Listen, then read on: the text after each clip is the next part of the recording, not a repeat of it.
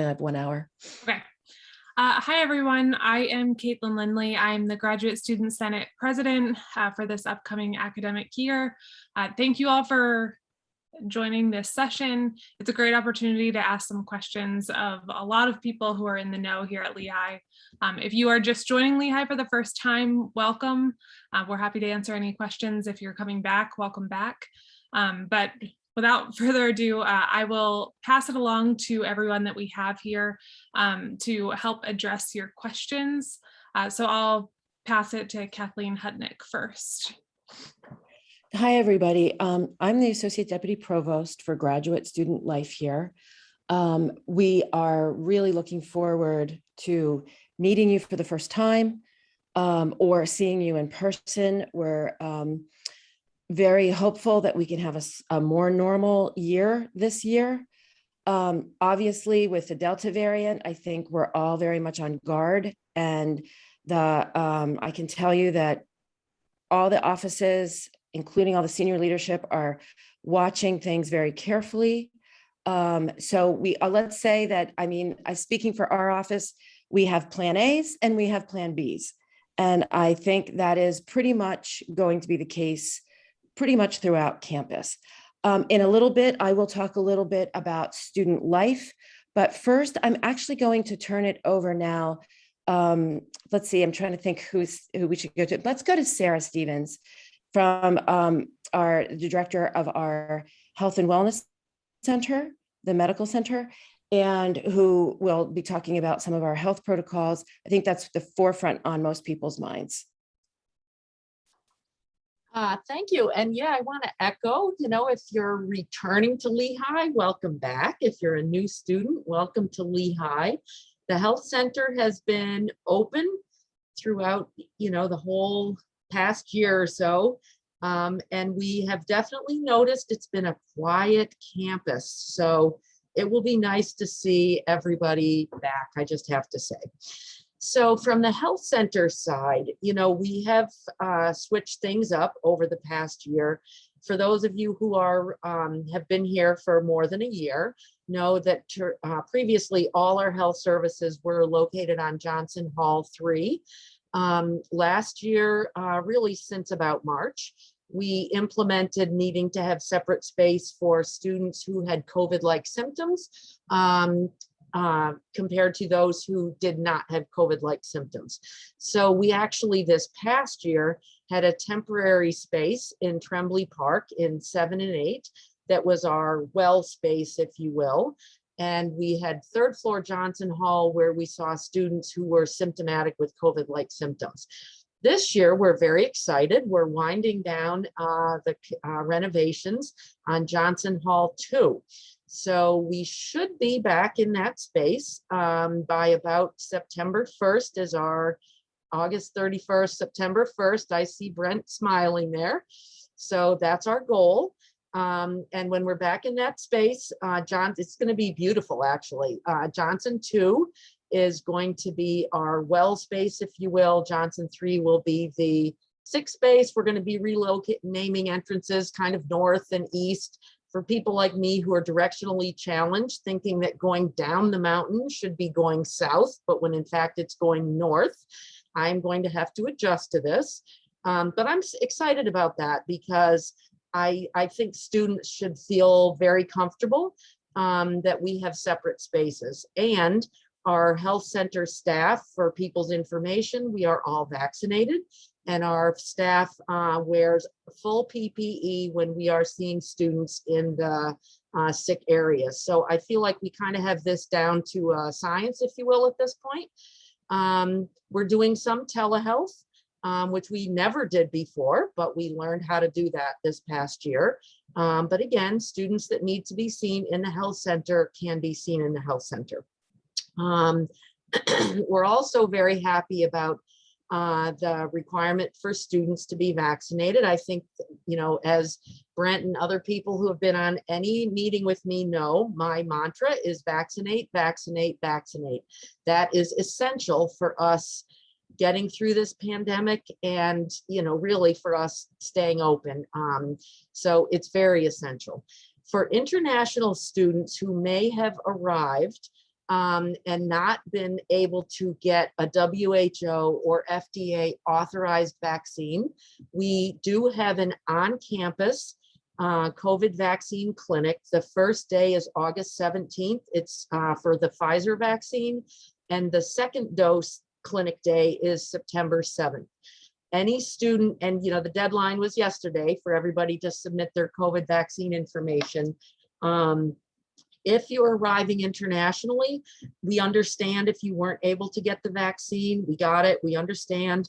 You just need to submit to us a note with your COVID vaccine immunization form that just tells us, you're not able to get it. We're not going to question why you couldn't get it, because trust me, we've heard all kinds of things from all around the world, from different age ranges that are allowed and vaccines available. So it's not a problem, but you need to let us know so we can put in that temporary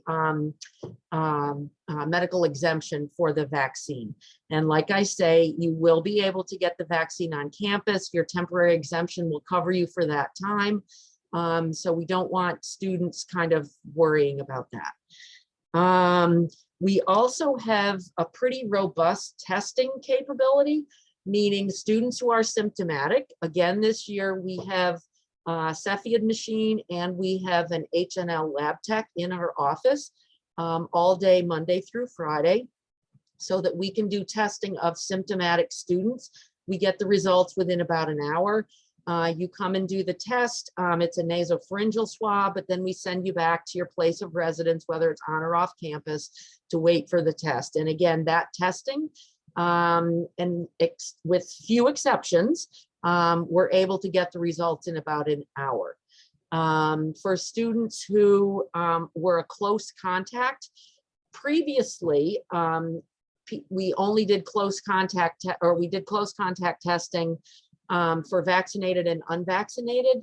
That was because of Pennsylvania Department of Health recommendations that people living in a congregate setting like a dorm be tested as close contact. So we're going to keep doing that. The CDC actually has put out guidelines now that all close contacts be tested. So just so people know, if you're a close contact, whether meaning you've been in the current definition still hold at within 6 feet for 15 minutes or more with somebody who is a positive COVID case, whether that person was a Lehigh student or not, if you were a close contact, you can notify us and we arrange for close contact testing. We have a slightly different process for that. We're going to continue this year because we had such high numbers last year. The way we accommodated that was through the saliva testing, but we had a sort of separate process. So don't worry about it. We arrange it. We have a whole process to take care of that.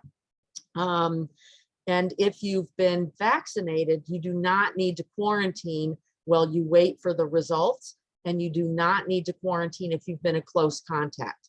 If you have not been vaccinated and you're a close contact, you still need to do testing, but you will need to quarantine. And currently we're going to stick with the 14-day quarantine period for close contacts. Some of that is based on analysis of our data from our cases last year. And we found with our spring surge, we had about a little more than 10% of close contacts had positive tests greater than 10 days after their close contact. That's why we have stuck with the 14 days.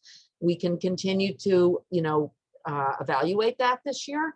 And if we can shorten that to one of the shorter time periods for quarantine, we will.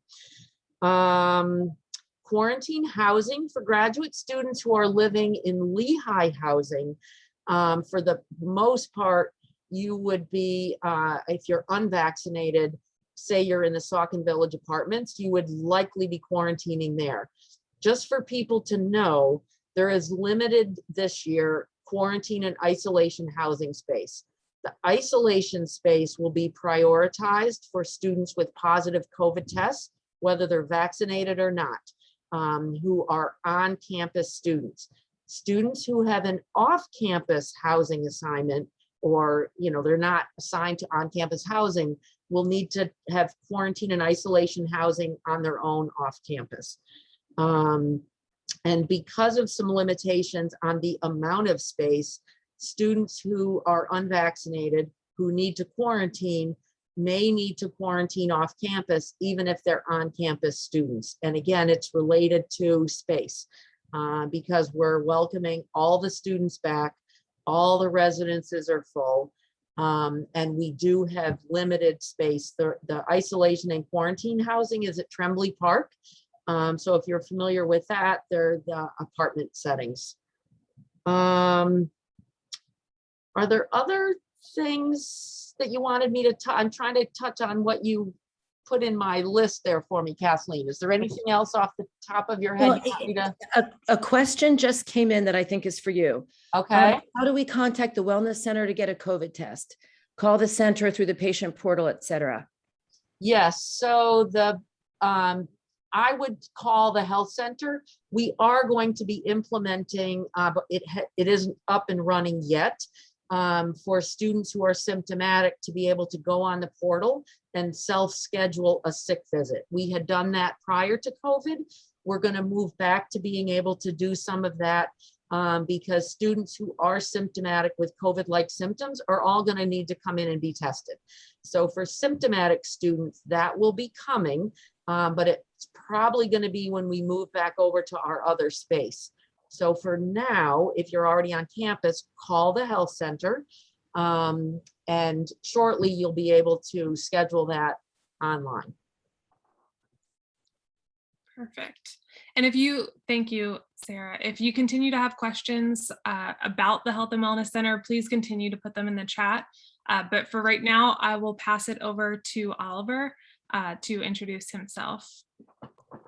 Thank you, Kaylin. Good morning or good evening. I don't know where you are. Hello, everyone. I'm Oliver Yao. I'm the interim deputy provost for graduate education. And I'm also the associate dean for the graduate programs at the College of Business. Congratulations for those of you who will be joining Lehigh. Welcome to Lehigh the first time. And also, welcome back if you are returning students. We have, our faculty and staff over the past few months and during the summer, we've been working really hard to get Lehigh ready to welcome all of you, returning or joining us, for the first time. It has been a long time, since March last year. So it's been a year and a half. When you return, you'll realize that, Lehigh is still as beautiful as before. Beautiful campus, nice faculty and the staff and everything, but there will be some, differences, right? Because we're still in the middle of a pandemic and everything. So Sarah and Brent later, and they'll talk about the arrangement, in coping with our, life at a school for the pandemics. But it's great that we can, you and, over us, and where we will be back on campus. And I just cannot wait to see our students. Campus has been pretty empty, and I cannot wait for a couple of weeks, and it's filled with the students. So welcome back, and I look forward to seeing you on campus. And stay safe and stay well. Thank you. Okay, let's just continue our introductions, and we have a lot of questions coming in the chat, but then we'll switch to questions afterwards. So Amanda Connelly, do you want to introduce yourself? Sure. Hi, everyone. My name is Amanda Connelly. I am the director of the Office of International Students and Scholars. I have been at Lehigh since about mid-May. So I am getting to know everyone and getting to know the campus as well. If you're a continuing student, and you have great suggestions for places to go or things to do, I would welcome those, as well as sharing those with our incoming students, because we're all going to be getting to know the area. So for our international students, and I'm seeing in the chat lots of questions about vaccinations in international students, and the Health and Wellness Center is an amazing resource to answer all of those questions. So OISS is really focused at this point on getting you here, making sure you have documentation, making sure you know how to get here. And so a couple of things I've seen in questions in the chat. We know that this year is really challenging. It continues to be challenging. The COVID situation shifts in different countries a little bit every single day. So it is really important that, we are trying our best to be as flexible as we possibly can, with some limitations. A couple of things to keep in mind. I know that for our grad students, especially if you are in certain STEM fields, so science, technology, engineering, and math, lots of our computer science and engineering students, if you are from Iran or possibly if you are from China, we have seen a ton of what we call administrative processing this year. What that means is you go to the embassy for your visa appointment and the visa officer says, great, I can't approve your visa today. We have to do some more processing. It's a really standard process. And what they do is your file at the embassy actually locks and it goes over to somebody who's in Washington, D.C. at the Department of State. And they're doing a bunch more background checks and looking at your visa application. And they're doing a really deep dive into who you are and should you qualify for this visa.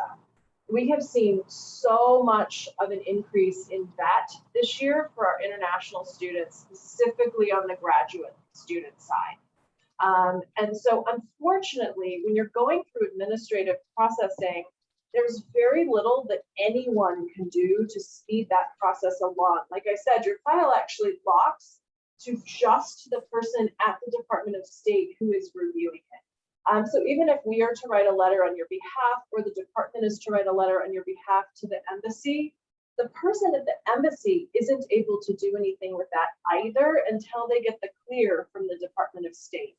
So unfortunately, for those of you who are in this administrative processing phase, patience is the only thing we have to do with at this point. You just have to wait.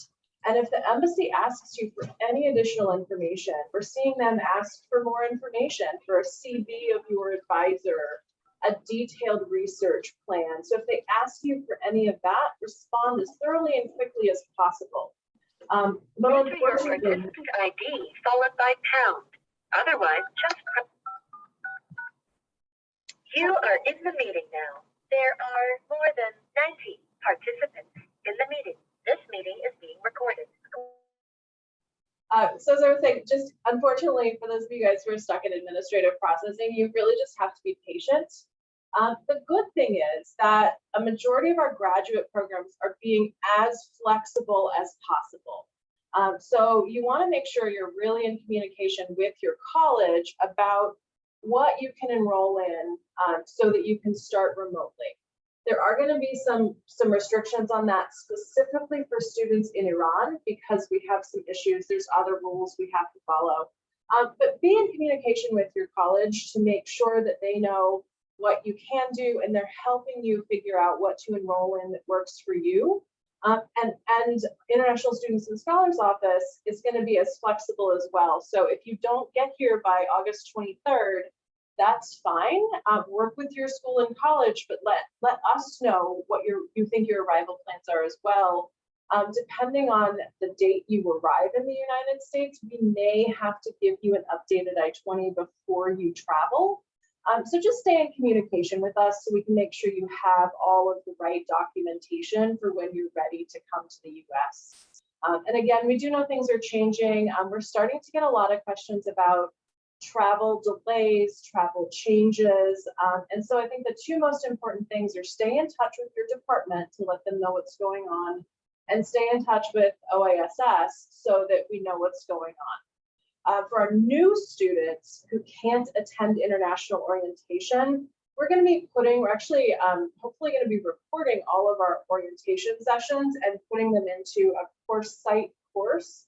And we're going to enroll all of our new grad students in that after orientation, so you can still access everything that we covered during orientation. So hopefully you're not going to miss anything. But those are kind of the basics for international students right now, and I'm happy to answer specific questions. The one thing I'm about to leave out, and I'm not going to, is if you start your semester remotely because you can't get here for August 23rd, keep in mind that once you enter the US, you do need to be enrolled in some face-to-face courses. So if you're fully remote to start, you may need to switch once you enter the United States into those in-person classes. We have a lot of flexibility right now, but the flexibility we have for international students says that you can't enter the United States and stay fully remote in your courses once you get here. So make sure you're working on that with your department so we can make the switch appropriately when you arrive. I'm sorry, Yeah. Amanda, can I ask a question? Is there a date determined after which students should just plan to come in January? Really, Kathleen, that's going to be best determined by the departments. I believe we have decided for engineering, we're looking at a mid-October cutoff because that's when engineering feels like, really you're not going to have the same experience in the course if you switch mid-semester beyond that point. So each college is kind of setting their own cutoff. So we are, and honestly, at some point, if you try to come mid-November, Customs and Border Protection at the airport may say, why are you trying to come this late? Why don't you just wait to come until January? So really, I think, mid-October is a good time frame, but some departments and colleges are going to be a little bit more flexible with that. If you're coming that late, let OISS know first, because you are going to need to get a new I-20 before you try to enter the United States. Thank you, Amanda. You covered a lot of questions that have come up in the chat. So that was great. And we have one more person that I want to pass this to, and then we'll continue addressing questions. But Brent Stringfellow, if you wanted to introduce yourself. Sure. I'm Brent Stringfellow. I'm Associate Vice President of Facilities and the University Architect here, and also a member, along with Dr. Stevens, of the COVID response team, which is the group that handles all the planning and kind of decision-making related around campus-wide decisions for as we negotiate and navigate the pandemic. So you'll be hearing from that group, unfortunately, probably throughout the semester. Hopefully, it'll be for better news about things changing for the better. But I think I just want to briefly go over some of the things that fall under areas that kind of involve the facilities. I think there's questions about what the campus will be like. The campus will be open. As a student of Lehigh, you'll have access to all buildings on campus. We are anticipating full use of all facilities. So fitness facilities, dining, all of those will be open and available at capacity. We also, in terms of areas to study, the academic buildings will be open. We're still developing what open means. What I can tell you is that if you have your Lehigh ID with you, you will be able to get into any building on any day. What we are kind of working around is whether there's any buildings that would just be kind of totally open publicly and so on and so forth. So those are still being, those rules are still being figured out, but you will have access to the campus in general as a student at Lehigh. Otherwise, there's been questions about in terms of the regimens we use for the buildings. We've gotten pretty good at in terms of our cleaning, the attention to air filtration, things of that nature. So we're pretty confident in the readiness of campus to have everybody back, but we're looking forward to it. So I'm happy to answer any questions that I can help with, and welcome to Lehigh, and looking forward to having you. Thank you. So I do believe that we've answered all the questions that have come in the chat, either via the chat or verbally. But if there are any lingering questions that you had posted there that you wanted to ask, please feel free to do that. But some questions have been submitted prior to today's session, one of which is, may I switch from in-person class to remote class as you kind of watch the pandemic unfold? we all know, like Kathleen said at the start of the session, the Delta variant is kind of a big unknown that has us all on guard. So a student did ask that question. Perhaps Oliver, maybe you would be best to answer this, or? XMBA question in the chat box. Yeah, so this one was submitted in advance. So may I switch from in-person class to remote class if the pandemic? Yeah. So that's a good question. The question is that, during the semester, if the situation changes, can you switch from, because some courses, actually many courses are, rostered as a hybrid mode, right, modality, and you can take it in person, you can take it online. So the question was whether students can change from in person to online. I manage college business programs directly. I can tell that in college business, and that's okay. At Lehigh, graduate programs are decentralized. So you may want to check with your college and the programs whether they are okay with that or not. I would say that should not be a problem, but you double check with them. Actually, a lot of administrative staff are over here. Maybe you can put in the chat box whether your college is okay for students to switch from online, offline to online. But college business is okay. Most likely other colleges, they are okay too.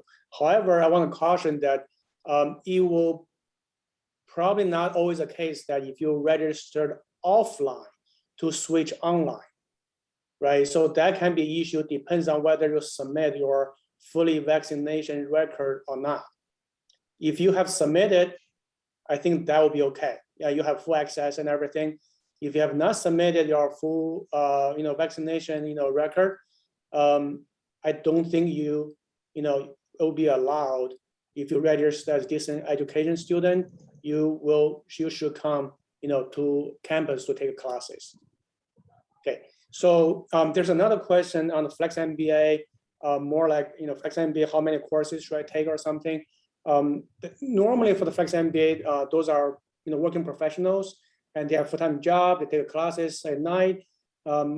Typically students, they take one course or two courses a semester, right? So 6 credits, 2 courses are most common. So that gave you a guideline, probably 3 if you work really hard. If you want to take a break, you take one course, something like that. There's another question regarding Flex MBA in the chat box. Would a Flex MBA student get an ID card to access campus? Every student, as long as you are a student at Lehigh University, you will get an ID card. Whether you have access to the campus, like Brent just mentioned, I think if you have submitted your documentation, for the vaccination, you should have, full access to campus. If you have not, most likely your card, will not work for accessing the buildings. We will provide more guidance probably today or tomorrow on that issue. But basically, the email, the guidance will be similar, along the line I just said. If you've submitted your record for vaccination, full access. Otherwise, most likely you won't have building access. Okay, I just received a question in the chat that would probably be best for Sarah Stevens. What would the infection rate on campus for the school be if the school were to decide to go fully remote again? So I would say that's not something that is really or that's not up to the Health and Wellness Center. Should that be where we would go, that would be a CRT decision. I don't believe that there is any plan at this point to establish, say, this is the number of infections that are going to close campus. I can tell you that in the spring, we had a very high number of cases and we managed those. We got things turned around really with the help of the students quickly within about 2 or 3 weeks and did not close campus. There were some kind of restrictions on access to certain things, but campus was not closed. I'm hopeful that the very, very high vaccination rate is really going to keep us from being in any position like that. Brent might be able to comment a little bit more from, I guess, the CRT or perspective, but that's my understanding of the situation.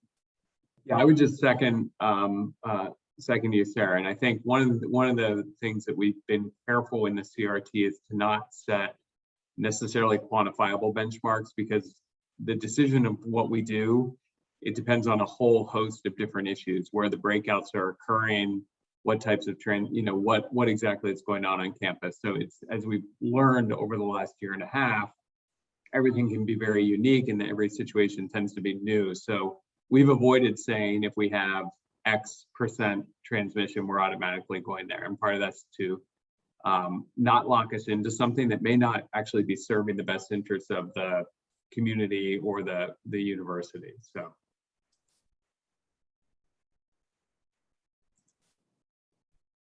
Okay, another question that I have received a few times from current students here at Lehigh is the wellness fee that has been added this year. I'm hoping that someone on the panel could speak a little more to what that's for and just its addition, I guess.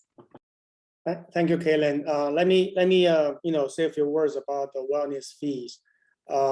First of all, I want to clarify one thing. Wellness fees are not charged to all students, all graduate students. There's a couple conditions that students, they are not charged wellness fees. One is that if a student registered 6 credits or fewer, right? So only the students who register more than 6 credits, they will be charged wellness fees. Second condition is that if a student registers through distance education's office, designated as online or distance education students, and they will not be charged, right? So those are 2 conditions I want to clarify. Second thing is that what do we use the wellness fees for? And the wellness fees will be used to support HWC. That's a health and a wellness center. And Sarah just described, the expansion of HWC. And we also, last year and a half and a couple of years, health has been a central, theme at Lehigh, right? And at a lot of other universities as well. So we have to expand our capacities. And in the chat box, you saw that although the testing, will be covered by insurance, but the surveillance testing and close contact testing, all of those, we'll have to pay for all of these, right? And expansion, and so in the normal, like pre-COVID, right? And we probably never noticed HWC, and you probably cannot spell, HWC. Not today, everybody knows it, right? And so there are a lot of services, and HWC is offering to our graduate students. I'll turn over to Sarah in a little bit after I finish. Maybe Sarah can say a few words about what services that HWC offers, particularly for graduate students. And so that fee is to use to support that. Having said that, I want to assure you that your voice and your feedback has been heard, and your concerns have been heard for sure. So for next year, when we decide whether to charge the wellness fees and how much, and when the budgeting time comes up, and then I can definitely tell you that your concerns, your feedback, and your the emails that you have written to us, and we'll discuss them and we'll consider them, and also we'll make sure that we'll communicate much better next year with you on whatever the decision we're gonna make. And maybe Sarah, if you can say a few words, I'm sorry to put you on the spot. What service is available for the graduate students, particularly? I probably the same, to the undergrads, right? Yes, so a couple things, and the wellness fee actually, we're working to integrate more with the counseling center and with HAPS. So the wellness fee will actually also even cover other wellness activities within those other areas, which is good. Our executive director, David Rubenstein, oversees all three of those, is responsible for all three of those areas and really is working to increase services. So that's one thing. The other is in the health center, whether you're a graduate student or undergraduate, there is no fee to come for a visit. So if you have a acute problem, a visit per se in the health center, there is not a charge for. So that's another good thing. And we do see students with kind of routine health care. We do a lot of GYN care, a lot of contraceptive care. We do acute injuries. We're able to provide most of the routine vaccinations. If we don't, we have some arrangements with Bethlehem Health Bureau. And actually then those ones with Bethlehem Health Bureau, there's not a charge to you. We do have an electronic health record, so we're available for questions through that. And we have clinical staff who are on call 24/7. So if you have a health related question and you're not quite sure it can wait or where to go or what to do, we can help you kind of navigate that after hours. And as Oliver said, the extensive amount of testing this past year has primarily been paid for by Lehigh, meaning all the surveillance testing and all the close contact testing. And just so people are aware, the COVID testing for symptomatic students, it's billed to your insurance, but if your insurance doesn't cover, then Lehigh essentially picks up the tab. So I don't want people to not be tested because they're worried about it. But to your point, Oliver, we did a lot of testing last year and it is relatively expensive. But it's essential. So that's sort of a key item. And graduate students, you have the same access as undergrads. I think sometimes the graduate students have sort of wondered, well, can I come too? Is this just for undergrads? Absolutely. Okay, so another question that we received, this I would imagine would be for Amanda, is how do international students go about applying for an SSN after reaching the US?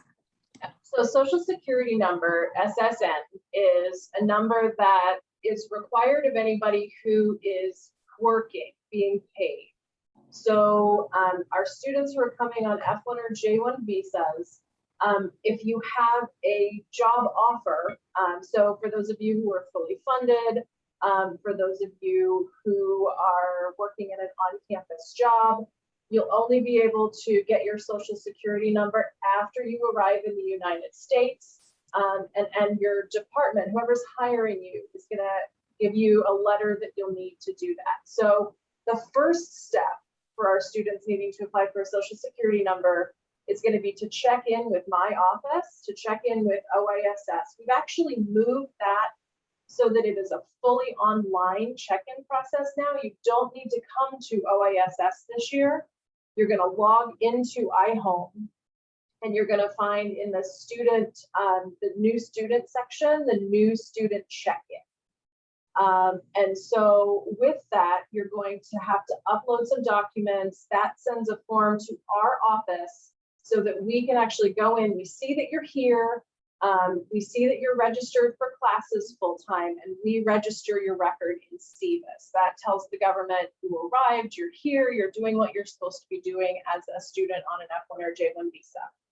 And then your department is going to work with you on the hiring paperwork, and they're going to give you a letter that says this person does have a job at Lehigh. So the Social Security office right now is a little confusing because of COVID. So in a non-COVID world, you would simply go to the Social Security office right across the river and you would apply for your Social Security number. They are closed to walk-in traffic currently. So what you would do is you would actually you fill out the Social Security application, you mail all of the documents, copies of the documents that you would use to apply, you mail those to the Bethlehem Social Security Administration office, and they're going to receive those, and they are supposed to call you to schedule an appointment with you to come in. I see somebody put something in the chat that their application seems to have gotten lost in the mail. Unfortunately, this is frustrating. I know I actually moved down here from Boston and worked really closely. So I'm just learning the Bethlehem Social Security office. We had the same issues in Boston. It was really challenging. So if you do continue to have problems, if you've tried to apply for a Social Security number and you're not getting a call or you're not getting an appointment, you are welcome to email OASS. I'll make sure we put our general email in the chat and also my email. And we can call the Social Security office on your behalf. I would also suggest you call the Social Security office. If you're having trouble getting anything back, call them and see what you can do about getting an appointment. This is the process right now. We are hopeful that maybe they will change the process to make it a little easier. But with the what's going on with the Delta variant, we just don't know right now. So first step, check in. Second step, use the new student check-in form in iHome. Second step, go to your department. Third step, mail all of your documents to the Social Security office, wait for an appointment. But you should be able to get hired even without that Social Security number. Another question came in about a student wondering if they can't pay their tuition and insurance on time because of the visa administrative processing issues. Will there be any type of penalty or late fee associated with that if they can't pay it yet? So what we would suggest is if you are going to enroll, go ahead and pay your tuition and fees. So if you would be fully remote for the fall semester, go ahead and pay your tuition and fees. If you are not yet sure if you can't get here, if your visa is still processing and you want to defer to the spring semester, then we would communicate that with the bursar's office. We would say, don't pay your tuition and fees yet. Communicate with me and I will let the bursar's office know what's going on. So that they can waive those late fees. So 2 questions just came in about the wellness fee, so I will pair them together. One is, what happens if a student can't afford the wellness fee and doesn't pay it? And also, is the wellness fee applying to individuals who are in candidacy?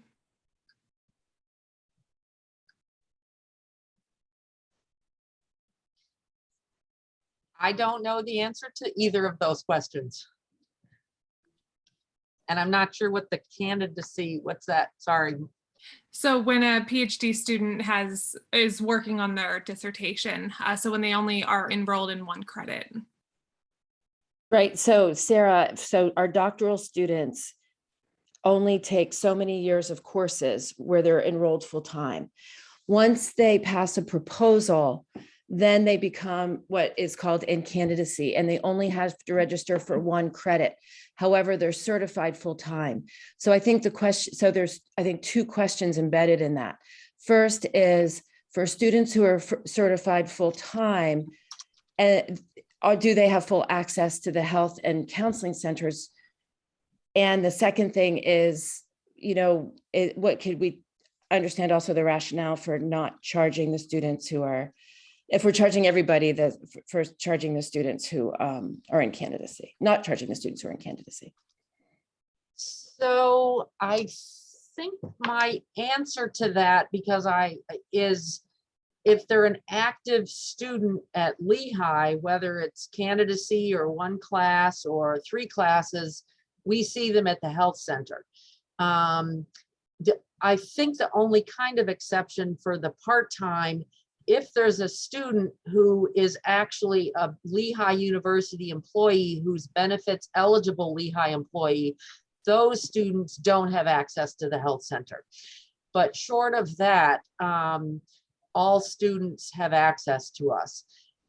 So I don't think the candidacy is an issue. I actually don't know what the university policy is if people have not paid the wellness fee. So that part of it, I can't tell you. Another question that was submitted prior to the session is how to look for a GA position. All right, I can take that one.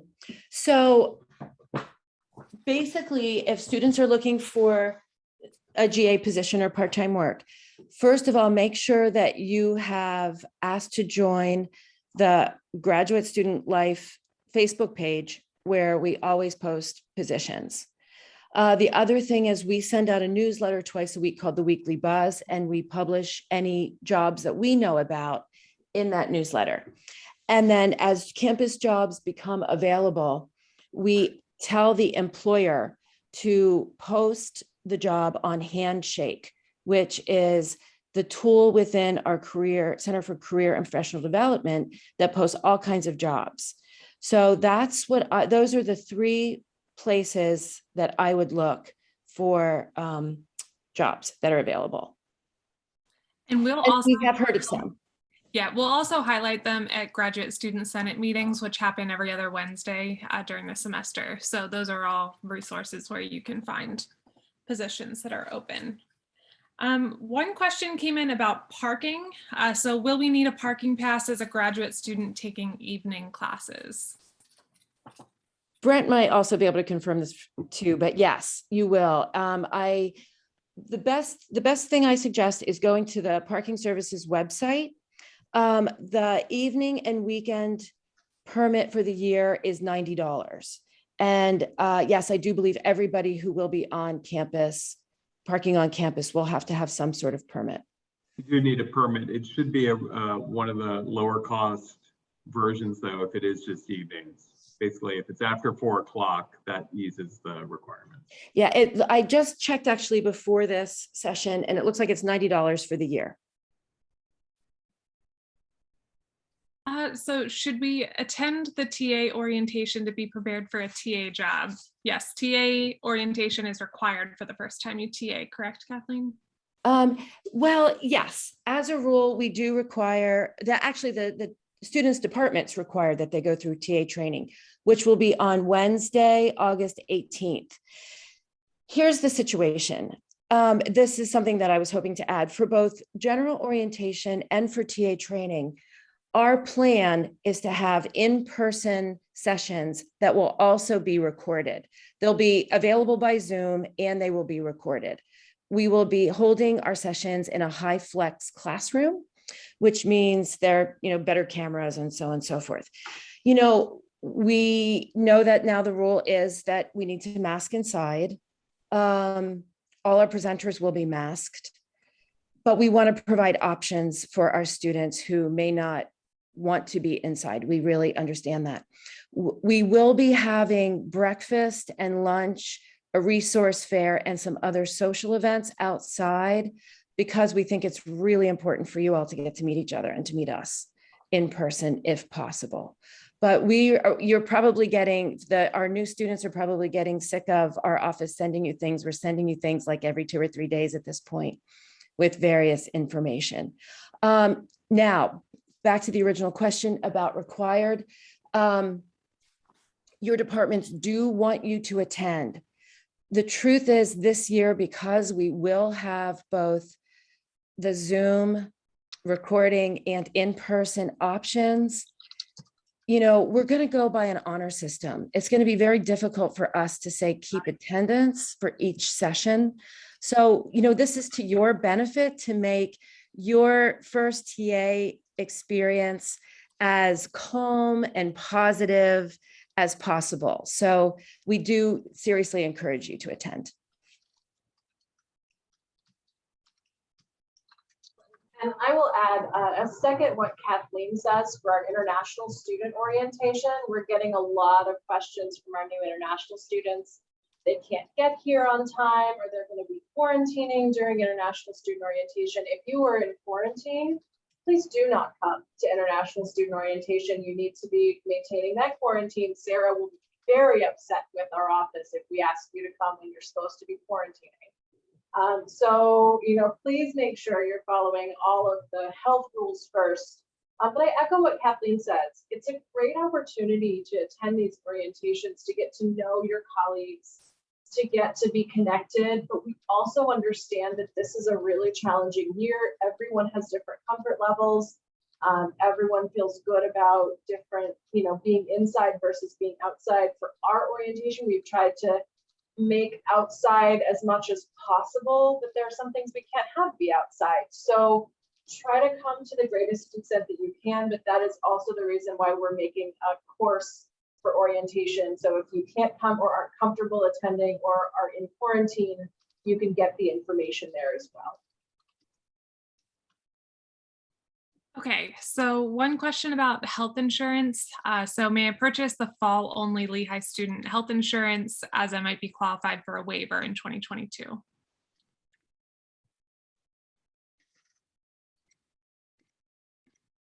May I purchase the fall only? That I have to look. I actually don't know off the top of my head. That's arranged through the bursar's office, I think. Yes, it is through the bursar's office. I believe the answer is yes, that you can purchase fall only. And then, and then you may have this qualifying situation where you get married and you can be on a spouse's insurance, so on and so forth. So then you would be able to waive the insurance for the requirement for the spring. And then if the situation changes and you need it, you would be able also to purchase it for the spring semester. Okay, and I just see one other question here about getting to mountaintop in the winter if there is bad weather. So does Lehigh prep these roads to make them safe for car travel, and is there a shuttle? There is a bus that goes in between Mountaintop and Asa Packer campus that you can use. That should leave every few minutes. But also Bethlehem and Pennsylvania in general is pretty good with taking care of well, it depends, but they try to be good. We take care of those roads. I will jump in on that. So the road, and that is always, I will tell you from our facilities point of view, that's always the number one priority is Mountain Drive. Winter is a challenge, as we all know.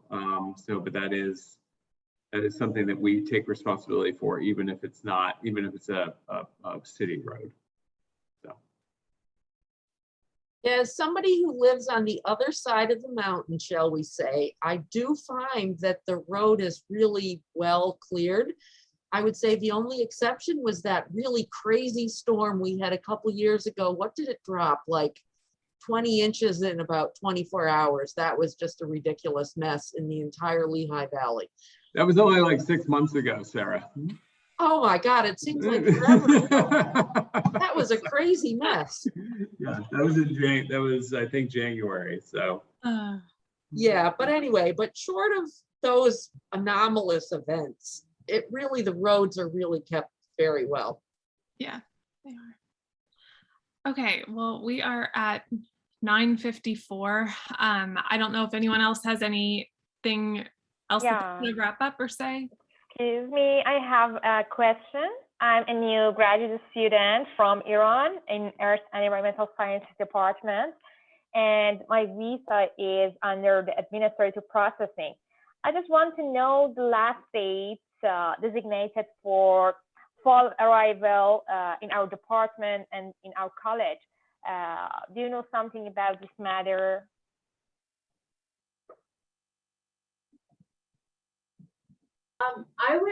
You really do need to communicate directly with your department.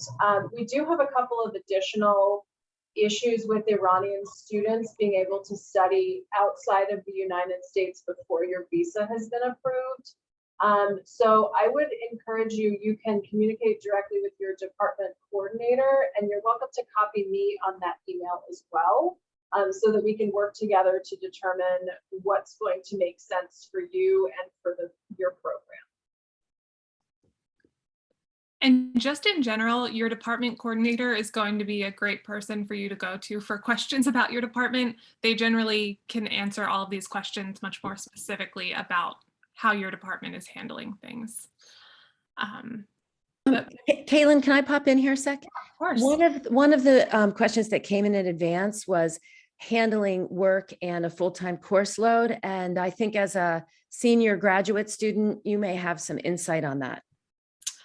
Yeah, so I mean, I think that you have to kind of prepare yourself to go in not knowing exactly how you will handle it. You have to be flexible to striking a balance that works for you and communicating with other people in your department. Even it's probably going to be department specific. I think that was about a business program, which I'm not in business. But I think that it is possible to, I know friends who have worked full-time and continued working on their PhD work. So it's certainly possible. I always recommend keeping a line of communication open with your advisor and just keeping realistic expectations for yourself and managing your own time. It's a learning curve your first semester in college or in grad school. So just enter it with an open mind and try to approach it in a way that's most useful for you. Okay, I have, oh gosh, what was I just going to say? Oh, I know. The one thing also I just want to say regarding that is that in September, once a week, our office hosts a transition to graduate school series. It'll be on imposter syndrome. You were not let in by accident. I think people feel very anxious when they start graduate school. We'll do one on time management, and you'll get advice from real students on how they manage the course load and the workload, because it's high. There's no question about it. And then the other thing I wanted to say too, that I forgot to say earlier, is that all of our orientation activities are open to rising second-year graduate students who missed in-person orientation last year. So we do encourage you to join us. We'd love to see you and meet you in person. You know, I have to say, Caitlin, when you mentioned, I think it was what you just mentioned about being flexible. And I feel like one big thing that I've taken out of COVID and the pandemic is we have to be flexible. And I feel like I've kind of carried some of that over into the rest of my life because, you know, I've gone to things that before would probably get me upset or I'd be in a hurry or why isn't it going my way? I've been in stores and people are like, oh, you know, they can't figure something out. And I just stand there and I'm like, you know what? It's okay. Not a problem. And I feel like if that's a silver lining in the pandemic. I also try to find the silver linings in all this craziness over the last year. And I feel like that's one that, you know, you got to be flexible, and some things you can roll with, some there's a way to figure out that you didn't know you could do before. And some of it is figuring out, okay, who can help me with this? Because let me tell you, I don't have all the answers. And I feel like I spend as much of my time asking other people, what are the answers? What do you think? How can I manage this? And then I have to figure it out. So I really echo that. Be flexible, give yourself a break. Some of this you just got to roll with, you know. So we re-implemented mask mandates. I'm like, you know what? One, in the health center, we never stopped wearing a mask. So for us, it didn't really matter. But I look at that and I say, you know what? If we can all be back on campus and be in person and all I have to do is wear a mask, shoot, this is a good day. So anyway, that's my thinking. Okay, well, we are coming up on 10 o'clock. I just wanted to thank everyone for attending. Thank all of our speakers for sharing their insights and answering a lot of questions that came in throughout this session. If you have a question that you feel you didn't have an answer for or that you didn't get a chance to ask, please feel free to email. You can just email NGSS, that's probably the most direct link. NGSS, we can forward it along to whoever it needs to be sent to answer any questions. But otherwise, thank you for coming and we look forward to seeing you in the fall. Thank you, And everyone. Thank you so much, Caitlin. We have made a recording of this and we'll make it available to everyone. And also, I also put the email addresses of our office and my personal email in the chat. I know I saw some other questions come in just at this last moment, and I know many of us have to leave. So we will try to answer some of those then personally. Okay. Thank you so much, everybody.